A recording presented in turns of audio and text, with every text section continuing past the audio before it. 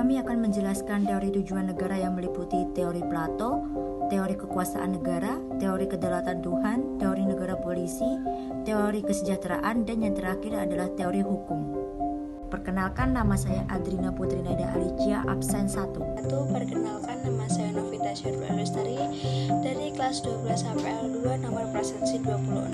Perkenalkan, nama saya Istitu Divalke Selviana dari presensi 14. Perkenalkan, nama saya Saadatul Fitria Zulfa, nomor absen 32. Saya Yulis Dawati, nomor absen 6. Perkenalkan, nama saya Anis Suridaya dari kelas 12 HPL 2, nomor absen 5. Di sini saya akan menjelaskan tentang teori negara kesejahteraan.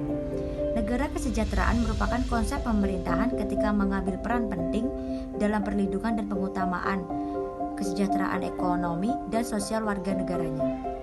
Negara kesejahteraan ini meliputi Islandia, Swedia, Norwegia, Denmark, dan Finlandia. Mereka menerapkan sistem model Nordik.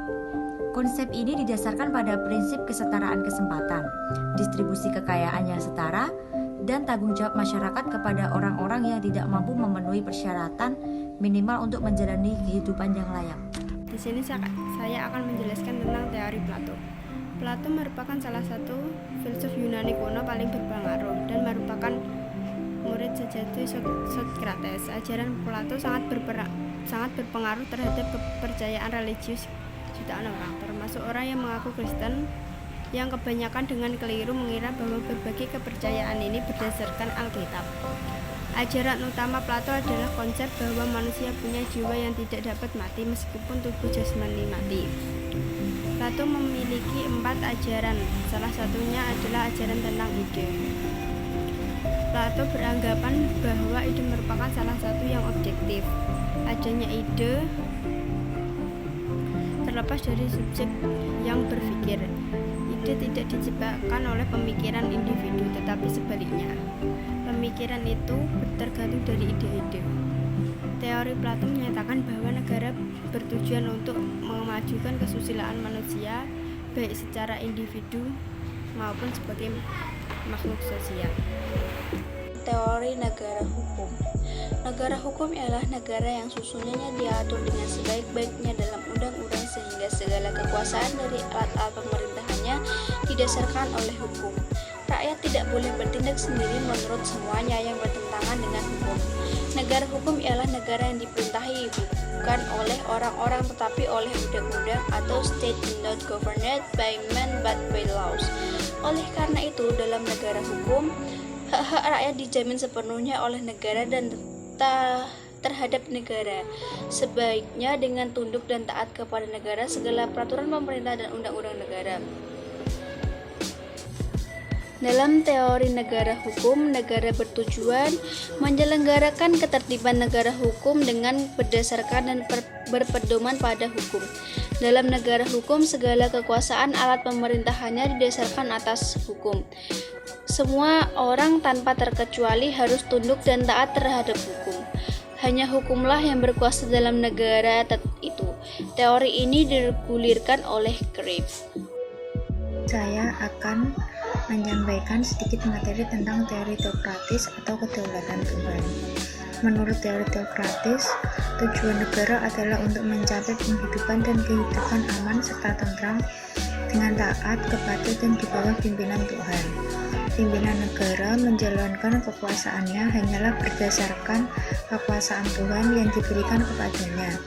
Di antara para filosof yang menganut teori ini adalah Thomas Aquinas dan Augustinus. Dan negara yang menganut teori ini seperti Jepang, Belanda, dan Ethiopia. Assalamualaikum warahmatullahi wabarakatuh.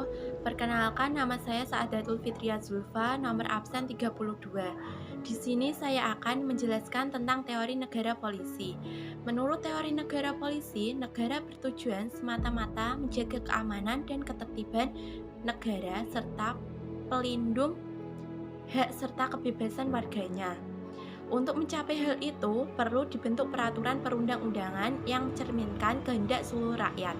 Di sisi lain, negara tidak boleh turut campur dalam urusan pribadi dan ekonomi warganya.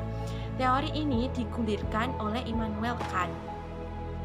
Hakikat kepolisian diatur dalam pasal 5 ayat 1 UU nomor 2 tahun 2002, yaitu kepolisian negara Republik Indonesia merupakan alat negara yang berperan dalam memelihara keamanan dan ketertiban masyarakat, menegakkan hukum, serta memberikan perlindungan, pengayoman, dan pelayanan kepada masyarakat dalam rangka terpeliharanya keamanan dalam negeri. Assalamualaikum warahmatullahi wabarakatuh. Perkenalkan, nama saya Hani Suridaya dari kelas 12 sampai 2 nomor absen 5. Saya di sini akan menjelaskan tentang teori negara kekuasaan. Ada dua tokoh yang menganut teori negara kekuasaan, yaitu Sayang dan Niccolo Machiavelli. Menurut Sayang, tujuan negara adalah mengumpulkan kekuasaannya sebesar-besarnya. Tujuan tersebut dapat dicapai dengan cara menyiapkan tentara yang kuat, berdisiplin, dan bersedia menghadapi segala kemungkinan sehingga rakyat akan kuat. Sebaliknya, rakyat harus lemah sehingga tunduk kepada negara. Sedangkan dengan Sayang, Machiavelli mengatakan bahwa tujuan negara adalah menghimpun dan memperbesar kekuasaan negara agar tercipta kemakmuran, kebersamaan, kehormatan, dan kesejahteraan rakyat. Sekian dari saya.